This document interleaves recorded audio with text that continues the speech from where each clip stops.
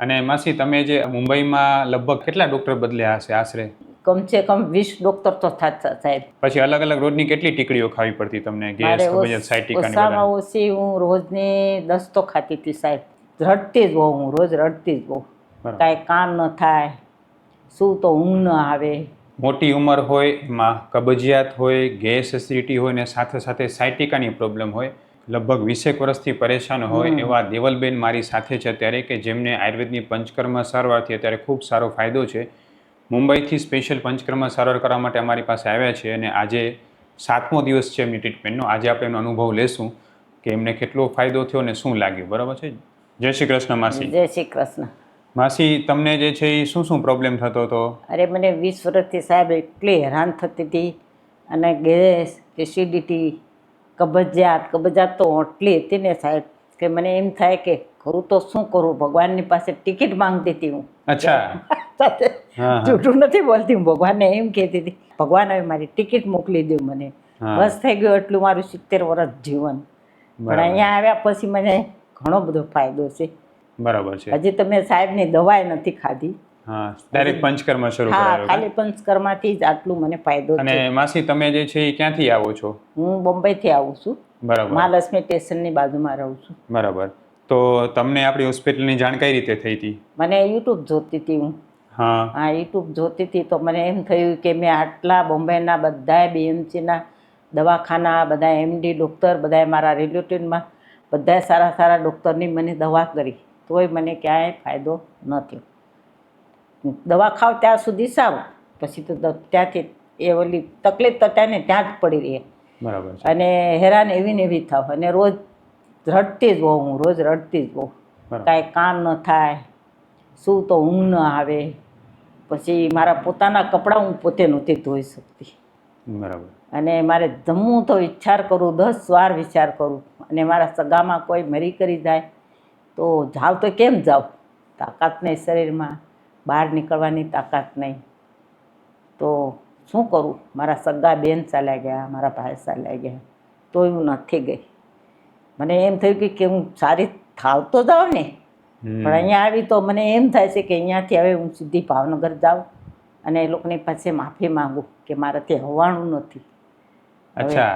સાચે એટલું બધું સરસ લાગે? હા, એટલું બધું સારું લાગે. અને માસી તમે જે મુંબઈમાં લગભગ કેટલા ડોક્ટર બદલ્યા હશે આશરે? સંખ્યા કેટલી? કમસે કમ બીએમસીના મળીને કમસે કમ 20 ડૉક્ટર તો થાતા સાહેબ. એમને? હા, 20 ડૉક્ટર બીએમસીના. બીએમસીમાં તમને ખબર છે ને બીએમસી શું? હા, સરકારી. હા. તમારે અહીંયા સરકારી કે ત્યાં અમારે બીએમસી કે. તો બીએમસીના તો બધા ડૉક્ટર બધા સારા જ આવતા હોય ને. બરાબર. અને બીજા પ્રાઇવેટ ડોક્ટરોને પછી રિપોર્ટ્સ ને બધા કેટલા કરાવ્યા? રિપોર્ટ તો રિપોર્ટથી તો સાહેબ ડરતી હતી. રિપોર્ટ તો મેં ખાલી 10-15 હજારના જ કરાવ્યા. હા, પણ એન્ડોસ્કોપી ને એમઆરઆઈ ને બધું કરાવ્યું હતું ને? હા, બધું. બરાબર. ત્યાં આપણે જૈન હોસ્પિટલ છે, તે ટ્રસ્ટની છે, ત્યાં મેં 2000માં એન્ડોસ્કોપી કરાવી હતી. અને એમઆરઆઈ કરાવ્યું હતું? હા. અને પછી શું ડોક્ટરે શું કીધું હતું તમને? ડૉક્ટરે એમ કીધું તમારા હાડકા નબળા થઈ ગયા છે અને તમને છે ને લાઈફ ટાઈમ દવા ચાલુ રાખવાની છે. અને એન્ડોસ્કોપીમાં એમ આવ્યું કે કાંઈ છે નહીં ગેસ, અને તમને એસિડિટીની પ્રોબ્લેમ છે તો તમને ખાવામાં પ્રેજ કરવાની. અને મારે એમાં તો એટલું આવ્યું ને કે ડૉક્ટરે મને બધું જ ના પાડી દીધી હતી કે તમે સાસ્તી ચાલતા નહીં, સાસ્તી ઘરમાં કામ ન કરતા, સાસ્તી બેન ન થતા, બધું ઘણું બધું મને કીધું હતું, મને ડરાવી દીધી હતી. બરાબર છે. એને તમને સાયટિકા છે, નસ દબાય છે. અને ગેસ કબજિયાતમાં પણ તમને ડોક્ટરે એમ કીધું કે તમને એસિડિટી છે અને તમારે જે છે એ ખોરાકમાં ધ્યાન રાખવાનું છે. પછી અલગ અલગ રોજની કેટલી ટીકડીઓ ખાવી પડતી તમને? ગેસ, કબજિયાત, સાયટિકા ને બધા? ઓછામાં ઓછી હું રોજની 10 તો ખાતી હતી સાહેબ. 10 ટીકડી રોજની ખાતા એમ ને? એસિડિટીની, સાયટિકાની અને ગેસની 10 ગોળી ન ખાવ તો શું થાય માસી? પાછું ગોળી ન ખાવ પાછા બીજા દિવસે ધ્રુજાડી થાય, ગભરામણ થાય, બેચેની થાય, ઘર મૂકીને ચાલવા ભાગી જાવ તોય ત્યાં ચેન ન પડે.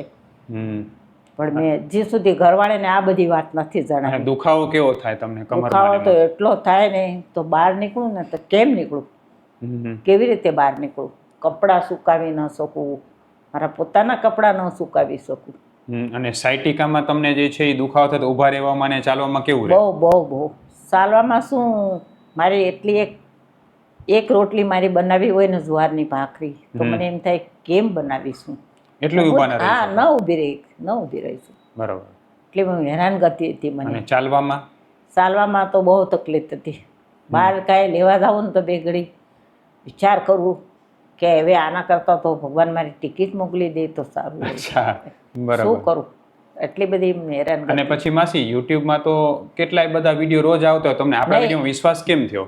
મને વિશ્વાસ એમ થયો કે સાહેબના જેટલા વિડીયો હું જોઉં છું ને એટલામાં કોઈ એમ નથી બોલતું કે અમે નથી સારા. ત્યાં મને એટલો વિશ્વાસ આવી ગયો ને એટલે હું પોતે ઘરમાં માથાકૂટ કરીને હું અહીંયા પહોંચી ગઈ.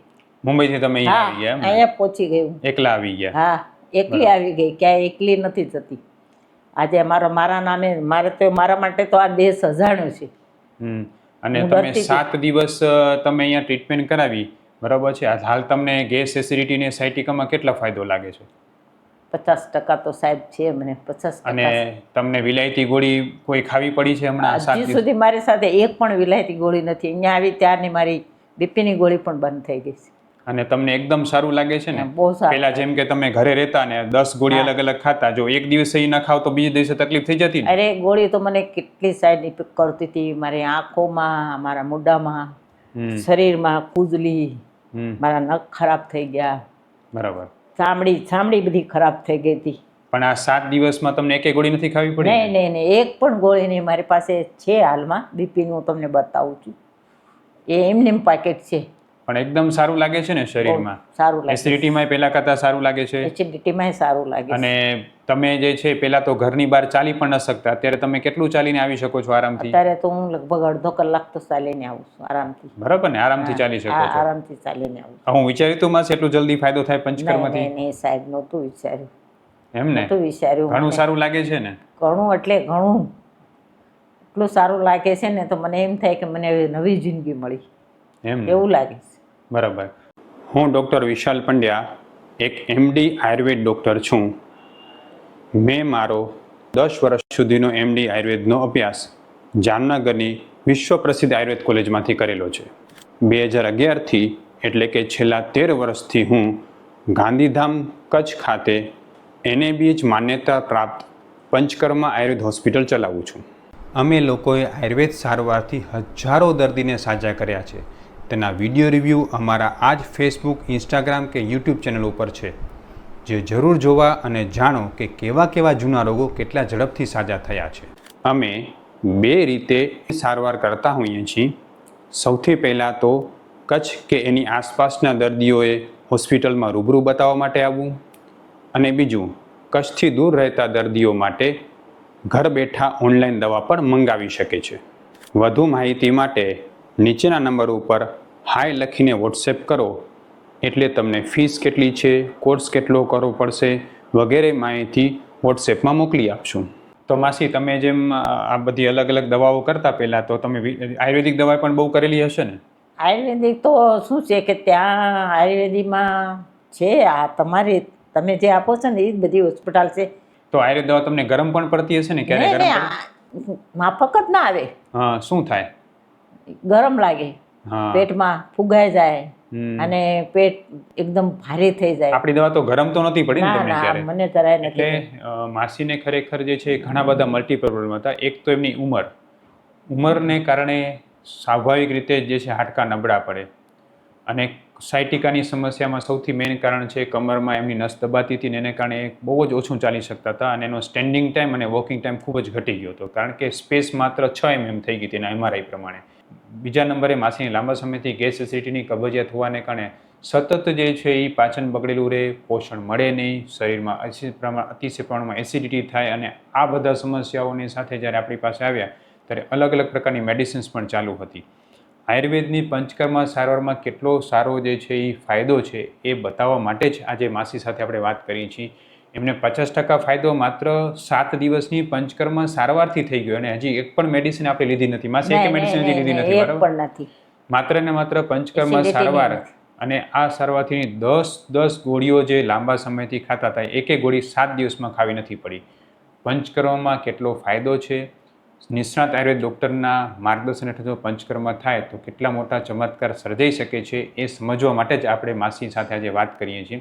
તમે વિચારો કે જે વ્યક્તિ જે છે એ 20-20 વર્ષથી હેરાન હોય, એસિડિટીની ટીકડી વગર ચાલતું ન હોય, દુખાવાની ગોળી વગર ચલાતું ન હોય, એ પેશન્ટ ચાલીને અહીંયા આવી શકે, અડધી કલાક ચાલી શકે અને ટ્રીટમેન્ટ કરાવી શકે, એ જ મોટું આશ્ચર્ય છે. બરોબર ને માસી?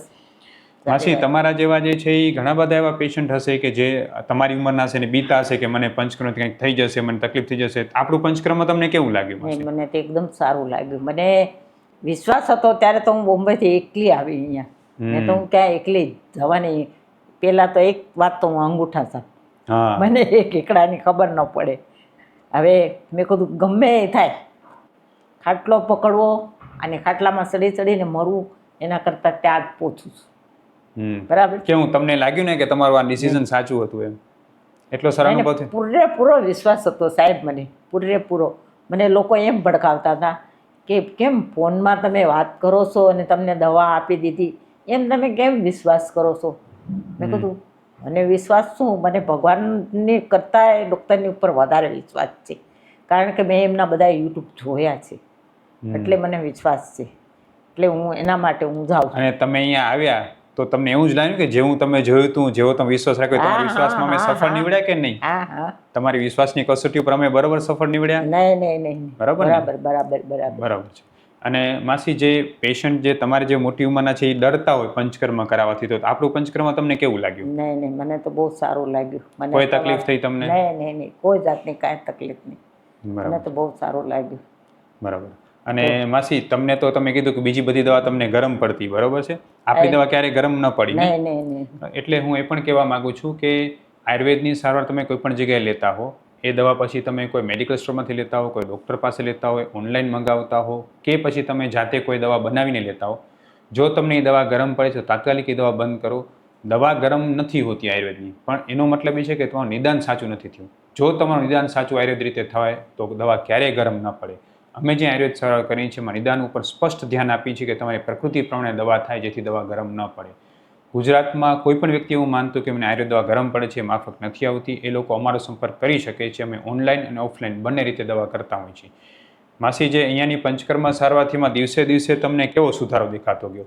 મને ઘણો બધો સુધારો, કમસે કમ 50% તો હાલમાં હું છું તમારી વગર દવાએથી. તમારી એક પણ મેં હજી મેડિસિન ખાધી નથી, વગર દવાએથી હું કમસે કમ 50% હું ત્યાંથી ચાલીને આવું છું. બરાબર. ને તો આટલું ચાલવામાં તો હું રડતી, બહાર નીકળું ને તો મને રડવાનું આવતું કે કરું તો શું કરું. હવે તો હું જિંદગીમાંથી નીકળી ગઈ, હવે તો મને ખાટલો જ પકડવાનો વારો આવશે એવું જ લાગતું હતું મને. અને હું રોજ મારા ઘરના માણસને જ કહેતી કે હું ખાટલો પકડીને જ મરવાની છું. તો કે રોજ એવું જ કામ બોલે છે, એવું જ કામ બોલે છે. મેં કહું શું કરવાનું, સારું થતું જ નથી. આટલા બધા ડૉક્ટર બદલાવ્યા બાદ બી સારું નથી થતું. બરાબર.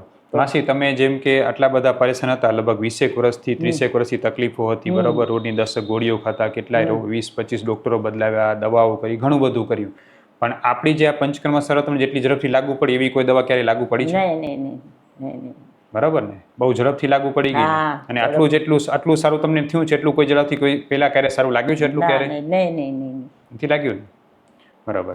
તો માસી, એવા લોકો માટે તમે શું કહેશો કે જે લોકો તમારી ઉંમરના હોય ને આટલા બધા રોગોથી પરેશાન હોય, એને આપણી હોસ્પિટલની સારવારને વિશે તમે શું કહેવા માંગશો? હું તો એમ કહું કે છે ને, પંડ્યા સાહેબને મળો અને તમને જડમાંથી બધી તમારી બીમારી મટાડી દેશે. તમે અહીંયા આવો અને પંડ્યા સાહેબને મળો.